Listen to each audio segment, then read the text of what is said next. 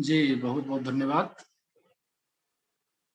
मेरी आवाज़ आप तक पहुँच रही है?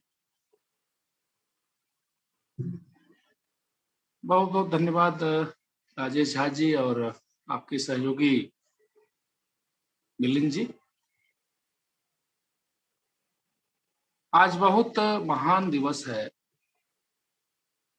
जब हम हिंदू धर्म शास्त्रों की पुनः प्रतिष्ठा करने वाले, जैसा कि आपने बताया कि आज से 250 वर्ष पूर्व लगभग गौतम बुद्ध के कुछ समय पश्चात अपने अदम्य जो है साहस, पराक्रम और बौद्धिक तेज से जिन महान आचार्य शंकर ने हिंदू धर्म शास्त्रों की प्रतिष्ठा की, आज उनकी जन्मतिथि है, जन्मोत्सव है। हिंदू समाज जिन्हें जगत गुरु की उपाधि देता है और हम, जैसा कि विषय हम लिए हैं आज वर्तमान राज्य व्यवस्था और हिंदू धर्म शास्त्रों की स्थिति। किसी भी प्राचीन घटनाक्रम का जो ऐतिहासिक महत्व होता है, वह उसके साथ-साथ तत्कालीन समाज का जो बोध होता है, उसके साथ ही जुड़ता है। और हम लोग देखते आते हैं कि कोई कार्यक्रम होता है और हम उस महान पुरुष के कार्यों का यथासमय स्मरण करके और एक इतिश्री कर लेते हैं। अपनी जो वर्तमान स्थिति है, उसको कैसे हम उसके साथ जोड़ करके उसको उस तरह से उन्नत करें जैसा कि उन्होंने उन्नत किया था अपने समय में, उस पर मौन धारण कर लेते हैं। मेरी दृष्टि से ये उचित नहीं है। उस गौरव का पुनः-पुनः आख्यान होना और अपने समय में उस जैसे स्थिति को, देश समाज को, धर्म की स्थिति को प्राप्त करना तत्कालीन पीढ़ी का दायित्व होता है, कर्तव्य। आज हम सबसे पहले महान शंकराचार्य के समय के भारतवर्ष की स्थिति को थोड़ा-सा देखेंगे। इतिहासकार तो बहुत कुछ कहते हैं। इतिहास के नाम पर जो सरकारी इतिहासकार हैं, जो कि 1947 के बाद तत्कालीन जो शासक थे, उनके द्वारा नियुक्त हुए, उन्होंने शिक्षा को जो है राज्य के द्वारा जो संचालित हो रही है, उसके अनुरूप उन्होंने पाठ्यक्रम निर्धारित किए और बनाए। उसमें उन्होंने 788 ईस्वी के आसपास बताया कि शंकर जी का जन्म जो है आज के केरल प्रांत में पूर्णा नदी के तट पर जो है कालिनी नामक ग्राम में हुआ। और पुनः जो उन्होंने वहां इस प्रकार से बहुत थोड़ी आयु में वेद वेदांत की जो विद्याएं प्राप्त करके और माता की अनुमति से संन्यास की दीक्षा ली और तत्पश्चात जो है भारतवर्ष का भ्रमण किया, उत्तर से दक्षिण तक और पूर्व से पश्चिम तक, जहां तक वो जा सकते थे। और शास्त्रार्थ के द्वारा जो है जो नास्तिक मत थे, बौद्ध और जैन मत थे, उनको जो है परास्त करके वेद ज्ञान की दुंदुभी जो है पुनः बजाई जो है और उसका विस्तार किया, उसकी स्थापना की। ये तो हमारे जो इतिहासकार जो कहते हैं 1947 ईस्वी के बाद की जो स्थिति है वो है। लेकिन जैसा कि राजेश जी ने शुरू में ही कहा, आज 250 वर्ष 2500 वर्ष लगभग हो रहे। यही काल गौतम बुद्ध का भी। यानी कि गौतम बुद्ध जो कि राजपुरुष थे, शाक्य मुनि जिनको कहा जाता है। अभी पिछले दिन मैं सिद्धार्थ विश्वविद्यालय गया था, कपिलवस्तु के पास वो बना हुआ उत्तर प्रदेश में नेपाल के सीमा पर, वहां गौतम बुद्ध का जन्म हुआ और उन्होंने कैसे राजपुरुष होने के नाते किस तरह से जब उन्होंने नए मत की स्थापना की और कैसे धीरे धीरे जो राजा लोग थे वो उनके मत को मानने लगे और सनई सनई जो है भारतवर्ष में वेद जो विद्या है, यज्ञ की जो धूम है, वो धीरे धीरे पुरोहित होने लगी। राजा जिस धर्म को मानता है प्रजा उसको बहुत शीघ्र ही अपना लेती है, किंतु बहुत लंबे समय तक भारतवर्ष में आर्य सनातन धर्म की प्रतिष्ठा होने के कारण गौतम बुद्ध का जो मत था वह राजवर्ग तो राजन्य वर्ग ने तो स्वीकार कर लिया, किंतु साधारण जनता, साधारण प्रजा जो थी, वर्णाश्रम धर्म को मानने वाले जो लोग थे, उन्होंने उतनी तेजी से गौतम के मत को स्वीकार नहीं किया, क्योंकि वे वेद की निंदा सुनने के इच्छुक नहीं थे। आधुनिक काल में महर्षि दयानंद सरस्वती सत्यार्थ प्रकाश जब लिखते हैं तो कहते हैं, शंकराचार्य जी का जब वो एकादश समोल्लास में स्मरण करते हैं तो कहते हैं कि 2200 वर्ष हुए एक शंकराचार्य द्रविड़ देशोत्पन्न ब्रह्मचर्य से व्याकरण आदि सब शास्त्रों को पढ़कर सोचने लगे कि सत्य आस्तिक मत का छूटना और जैन नास्तिक मत का चलना बड़ी हानि की बात हुई। तो स्वामी दयानंद सरस्वती भी उनको अपने समय के जब वो 19वीं शताब्दी में जब वो अपने मत का प्रचार कर रहे थे, आर्य समाज की स्थापना करके, तब वो 2200 साल पहले मान रहे थे शंकराचार्य।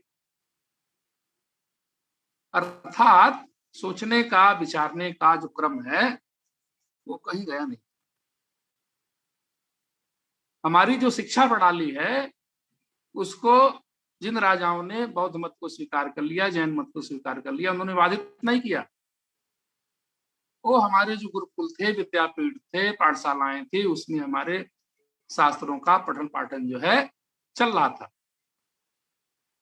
जिस कारण जो है शंकराचार्य को सुविधा मिली, वो व्यवस्था मिली कि वो पढ़ सके, आगे बढ़ सके और राजा सुधन्वा जैसे लोग उनको मिल सके, उज्जैन के जो राजा थे जिन्होंने शास्त्रार्थ की व्यवस्था की और जिसमें उन्होंने अपने अकाट्य तर्क से बौद्ध मतों को क्षीण किया। गौतम बुद्ध का मूल मत क्या था? इस संसार में दुख ही दुख है, और शंकराचार्य ने जो अपना मत स्थापित किया, जो अद्वैतवाद के नाम से हम जिसको जानते हैं, ब्रह्म सत्यम जगत मिथ्या, ब्रह्म ही सत्य है और जगत का जो सुख दुख का जो आभास है वो मिथ्या है। जीव जो है परमात्मा का ही अंश है, और इस तरह से जो उन्होंने मत स्थिर किया उसके सामने जो है जो जैनी लोग थे, बौद्ध लोग थे, उनके जो आचार्य थे, उनका मत नहीं टिक पाया और सनई सनई जो है वो परास्त हो गए। अंत में उन्होंने कुमारिल भट्ट से शास्त्रार्थ के लिए जब वो प्रयाग में गए, जहां पर उन्होंने देखा कि वो चावल के जो भूसी की अग्नि से जो है अपने को जला रहे थे, कुमारिल भट्ट, ये भी दक्षिण के ही एक महान पंडित थे जिन्होंने जैन मत को ध्वस्त करने के लिए जैन लोगों के, बौद्ध लोगों के बीच में रह करके शिक्षा ग्रहण की थी, और चूंकि उनसे शिक्षा ली थी इसलिए उन्होंने प्रायश्चित किया कि हमने अपने गुरु से शिक्षा लेकर के उनका ही खंडन किया है, इसलिए मुझे जो है उसका प्रायश्चित तो करना चाहिए। और जब प्रायश्चित का उन्होंने विधान पूछा तो शास्त्रों में आया कि गुरुद्रोह करने वाले को धान की भूसी की अग्नि में जल करके अपने प्राण को त्यागना चाहिए, जिसमें वो बहुत धीमे धीमे अग्नि जलाती है। आचार्य शंकर जब पहुंचे प्रयाग तो कुमारिल भट्ट जो है प्रायश्चित कर रहे थे। आचार्य शंकर ने कहा मैं शास्त्रार्थ करना चाहता हूँ। तो उन्होंने कहा कि मुझसे क्या शास्त्रार्थ करेंगे, मैं तो अंतिम समय में हूँ, मेरे शिष्य से जाकर के शास्त्रार्थ करिए, मंडन मिश्र से। और जगत विख्यात शास्त्रार्थ हुआ, मंडन मिश्र परास्त हुए। बाद में उनकी पत्नी भारती स्वयं विदुषी थी, जो मंडन मिश्र और शंकराचार्य के बीच में मध्यस्थ थी। अंत में उससे उनका शास्त्रार्थ हुआ और वो भारती भी परास्त हुई। उसके बारे में तमाम की उदंतियां हैं कि कैसे वो एक राजा के शरीर में जाकर के काम शास्त्र की चीजों को जान के उनको उन्होंने हराया, जो कि उसका प्रश्न था भारती का। तो इस तरह से हम देखते हैं कि आचार्य शंकर के समय का जो भारत है उसमें हिंदू धर्म शास्त्रों की अवनति है और उसके मूल में है राजन्य वर्ग, जो सनई सनई गौतम बुद्ध का अनुयायी हो रहा था, क्योंकि गौतम बुद्ध भी एक राजा ही थे, राजपुत्र ही थे। और जिसके नाते जो है राज धर्म जब वो वेदों के विरुद्ध हो गया तो आम प्रजा पर उसका प्रतिकूल असर होने लगा और उसको दूर करने के लिए आचार्य शंकर को आना पड़ा। और उसके लिए उन्होंने धुरंधर अभियान चलाया, 10 नामी अखाड़ों की स्थापना की, जिसके अवशेष हमारे सामने आज भी हैं।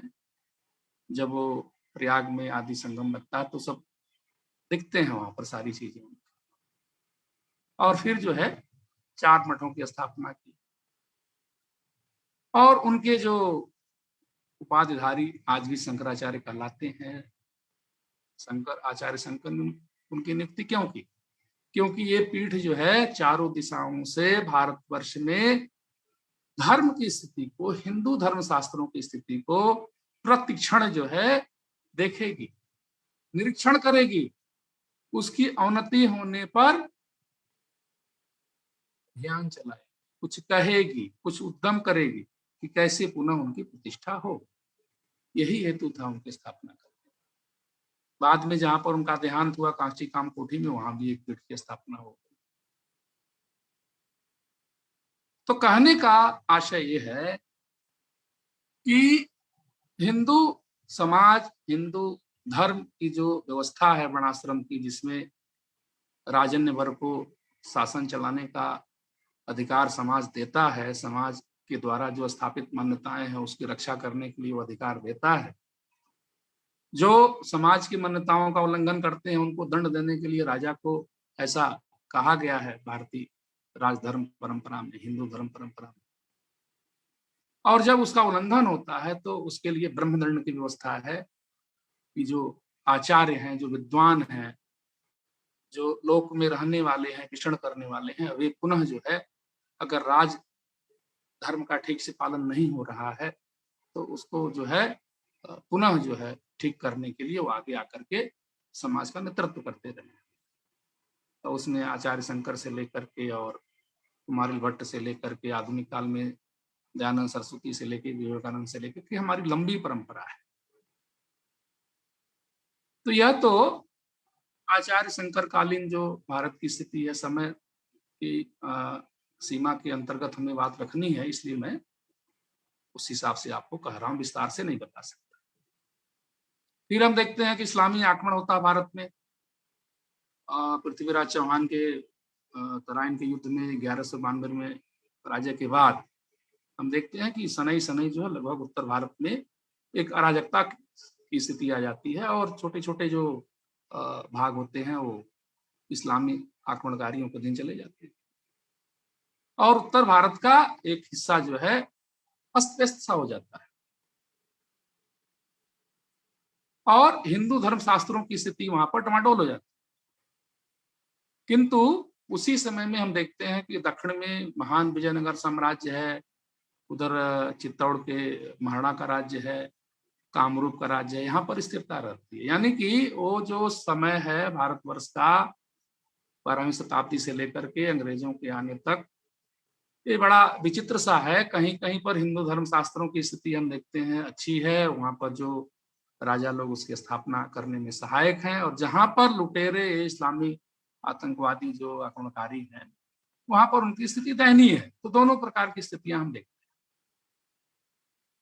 और फिर जब हम आते हैं, जो यूरोपीय जब भारत में आते हैं, हम देखते हैं कि कैसे पुर्तगीज, डच और डेनिश, फ्रेंच को हरा के, मतलब बाहर करके अंग्रेज जो है प्रमुख हो जाते हैं। और प्रारंभ में भारतीय राजाओं से अनुनय विनय करके व्यापार करने की आज्ञा मांग करके, और पश्चात जो है वो धीरे धीरे जो है 1857 के बाद कंपनी का राज समाप्त होता है और एक ब्रिटिश जो शासन है भारत में लागू होता है। ब्रिटिशर्स जो थे उनके साथ ईसाई मिशनरियां भी पीछे पीछे चली आती हैं। कलकत्ता में उनका स्थापना, प्रेस की स्थापना करती हैं, बाइबिल का प्रचार करना और ब्रिटिश राज का उनको सहयोग करना, ये कोई छुपा हुआ बात नहीं। और धीरे धीरे जो है भारतीयों को ईसाई बनाने की उनकी जो कुटिल चाल जो है हमारे सामने आई, उसको ब्रिटिश राज का संरक्षण मिलता है।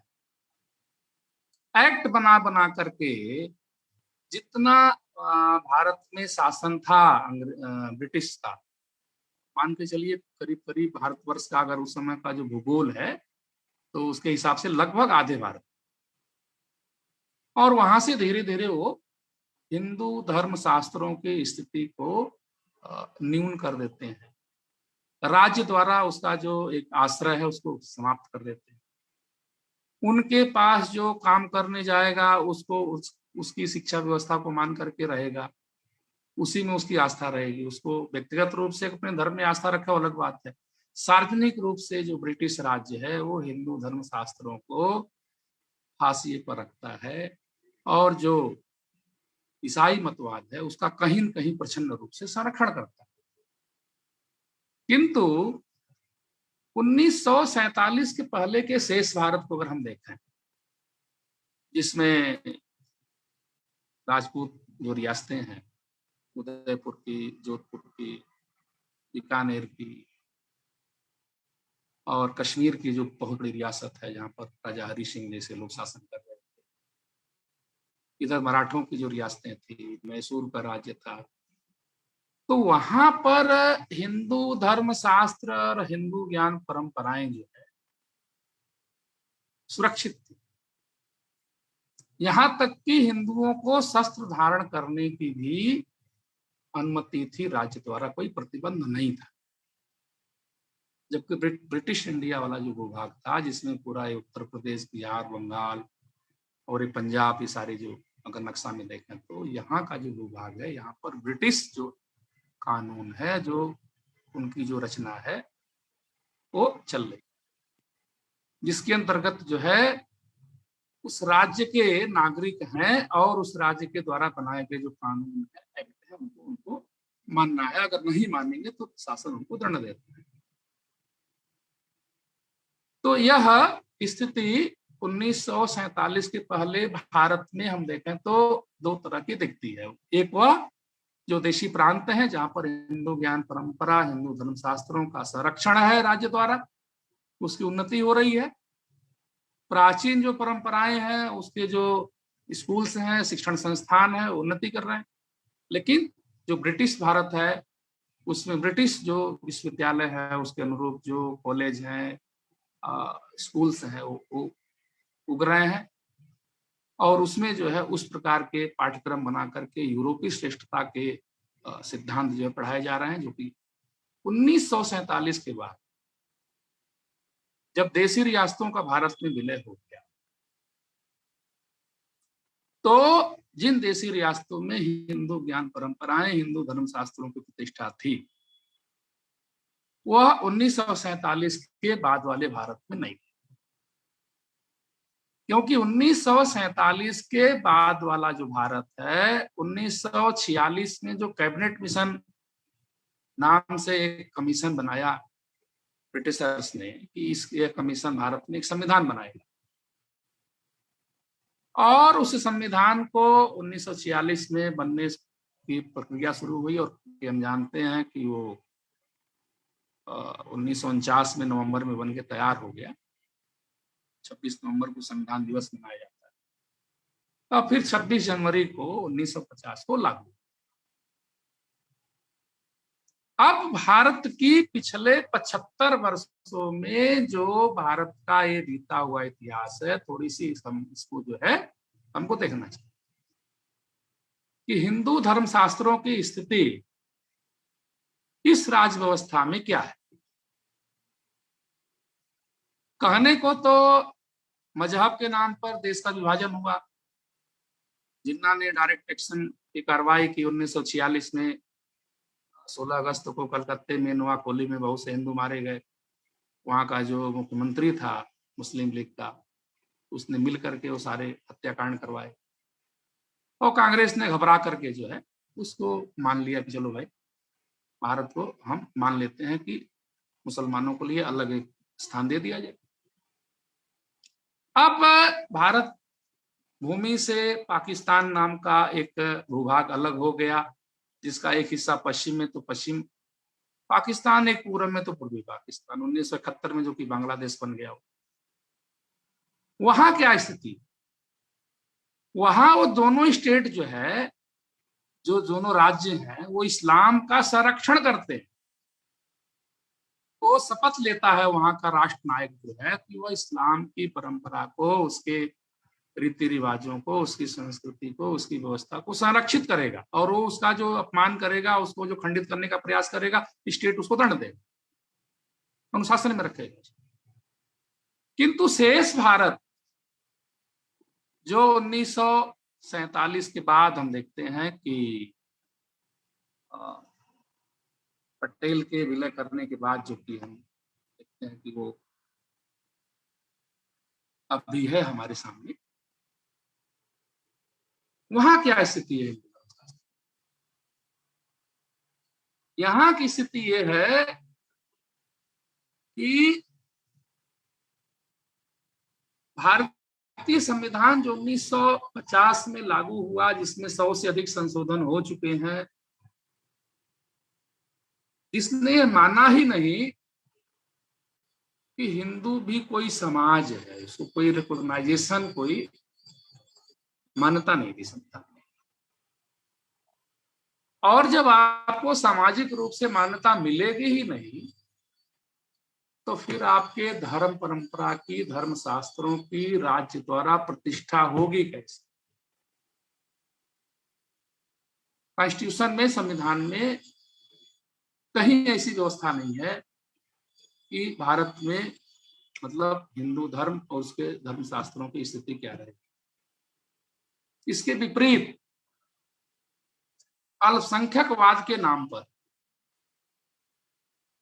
व्यवस्था बनाई गई कि अल्पसंख्यकों के भाषा, लिपि, उसके रिलीजन, उसके मजहब का जो संरक्षण है, उसको करने का अधिकार उसको, उस समूह को दिया जाएगा, और राज्य जो है उसकी वैधानिकता को मानेगा, उसको संरक्षण करेगा, उसके लिए अनुदान देगा, उसके लिए पूरी तरह व्यवस्था देगा। यानी कि आज के दिन मैं स्पष्ट रूप से कहना चाहता हूं कि आज के दिन जो 8 अल्पसंख्यक समुदाय हैं, वो 2 तरह से भारत के नागरिक। एक तो भारतीय शासन के द्वारा सीधे नागरिक हैं वो, जिसमें हम भी हैं, हिंदू भी हैं, और दूसरा वे अपने मत, मजहब, रिलीजन के अनुसार भी एक वस्तु हैं। 2 तरह की चीजें उनके पास। भारत में जो अल्पसंख्यक है, अगर वो ईसाई है तो ईसाई के नाते भी उसका एक अधिकार है, और भारत का नागरिक होने के नाते भी उसको एक अधिकार प्राप्त है। वह अपनी शिक्षा संस्थान, अपने समाज के लिए जो मजहबी शिक्षा है, रिलीजियस शिक्षा है, उसको चलाने के लिए स्वतंत्र है, उसके लिए अनुदान लेने के लिए स्वतंत्र है, और उसके जो शास्त्र हैं, अगर उसकी कोई आलोचना करता है, निंदा करता है, तो उसके लिए शासन जो है दंड देने के लिए भी तैयारी करता है, अनुमति नहीं देता किसी को अपमानित करने। दूसरी तरफ हिंदू धर्म शास्त्रों की स्थिति क्या है? अंबेडकर ने मनुस्मृति को जलाया, स्वाधीनता के बाद जलाया। मनुस्मृति के किसी प्रकरण को लेकर के अगर किसी की असहमति है तो उसकी आलोचना कर सकता है, उसके बारे में टिप्पणी कर सकता है। हमारे धर्मशास्त्र तो कभी किसी को मना नहीं करते, लेकिन किसी पुस्तक को जलाना ये तो कोई वैधता नहीं, लेकिन ये भी चल रहा, समाज सहन कर रहा है। आज की स्थिति यह है कि हिंदू समाज का कोई सदस्य हिंदू होने के कारण चिन्हित नहीं है इस देश कि हिंदू होने के कारण उसका कोई अधिकार है। कहने को व्यक्ति को इकाई मान करके संविधान जो है व्यवस्था देता है, तो व्यक्ति मान करके चले तो हिंदू होने के नाते उसका कोई संविधान उसको कोई अधिकार नहीं देता। समाज की तो दूर की बात। राज्य द्वारा संचालित जो शिक्षा व्यवस्था है उसमें यूरोपीय जो शास्त्र है, यूरोपीय जो परंपरा है, उसकी प्रतिष्ठा है। हिंदू धर्म शास्त्रों के कुछ अंशों को किन्हीं किन्हीं विषयों में भले ही पढ़ाया जा रहा हो, संस्कृत है तो कुछ साहित्य पढ़ाए जा रहे होंगे, हिंदी है तो कुछ चीजें पढ़ाई जा रही हैं, लेकिन जो धर्म शास्त्रों की जो मान्यताएं हैं, जो गहन चिंतन है, उसके लिए फिलहाल भारतीय जो विश्वविद्यालय है, भारतीय जो स्कूल्स हैं, भारतीय जो कॉलेज हैं, वो अभी स्थान नहीं दे रहे। हिंदू समाज का जो सदस्य है वह वाचिक परंपरा से सुन सुना करके हिंदू होने की स्थिति में है। कल्पना करिए कि अगर यह वाचिक परंपरा भी धीरे धीरे अगर लुप्त हो गई, जैसा कि इस समय जो इलेक्ट्रॉनिक्स जो मीडिया है उसका जो भयावह एक प्रचार का दौर है, फिल्मों का दौर है, मोबाइल का दौर है, जिसमें हमारी पीढ़ी जो है उसकी गिरफ्त में है, परिवार टूट रहे हैं और लोगों के बीच का जो संवाद है वो खंडित हो रहा है। एक जमाना था कि अपने बुजुर्गों से सुन सुना करके हम चीजों को संरक्षित करते थे, क्योंकि आज वो कठिनाई से हो पा रहा है, नहीं हो पा रहा।